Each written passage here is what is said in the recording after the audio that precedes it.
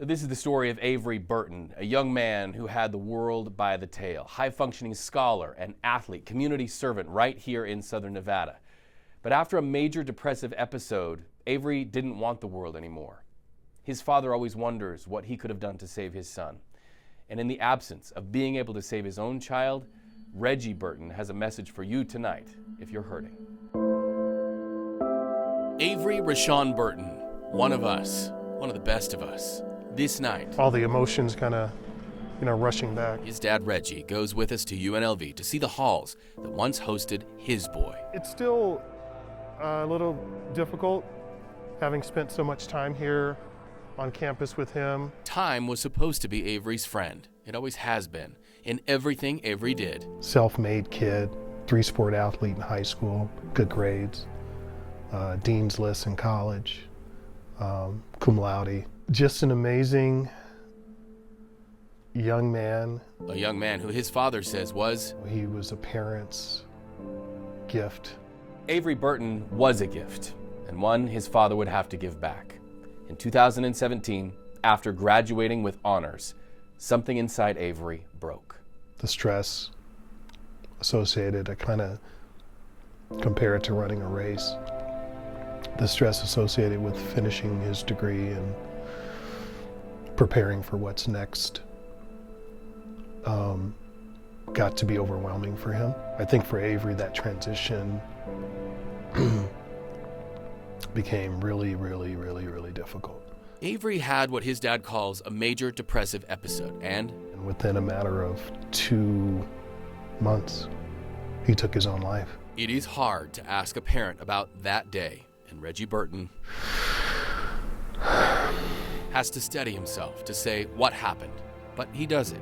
Avery's last day, an important part of the story that is the backbone of the Avery Burton Foundation. A day that started when Avery posted a suicide note on Facebook.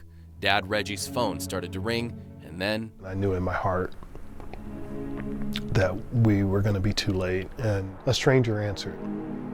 Someone at the Hoover Dam picked up his phone off the ledge of the bridge that connects Nevada and Arizona. I was just hoping that they could give him the phone. Avery, Avery, Avery kept saying that. The person didn't say anything, and I knew. That's how I found out. The Burtons drove to Hoover Dam, still hopeful. We get up there and talk to the officers, and I said, I want to see where he was. I don't know what made me ask, but I had to ask. I'm a dad, right? I asked the officer, could he have survived? And he just looked at me and said, Mr. Burton, we're 1,000 feet up. That's like concrete down there. That's not water, that's concrete. I didn't want to hear that. I just kept thinking, my son was a lifeguard at UNLV. He taught himself how to swim. He was one of the best swimmers on campus. I don't want to hear about the undertow of the Colorado River. He can swim his way out of that because that's how great he is. That's how talented he is. That's how determined he is. If you could have talked to him. Don't do it. Let us help you. Let's talk this through. We can work this out. Whatever you're going through, whatever you're feeling, we got this. Words from a father that would never reach his son.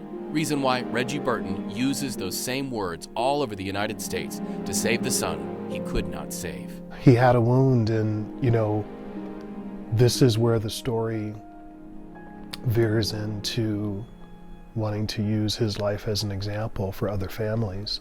Burton wrote a book, This is Depression, and he became certified to help others needing help. So you feel strongly that for many of us, the clock is ticking? 100%. The longer a mental health disorder or crisis goes on, untreated, it only gets worse. Don't lose hope. Don't lose hope. Let's be more compassionate. Let's be more caring about each other. Let's start there. From there, let's inspire hope in ourselves and others.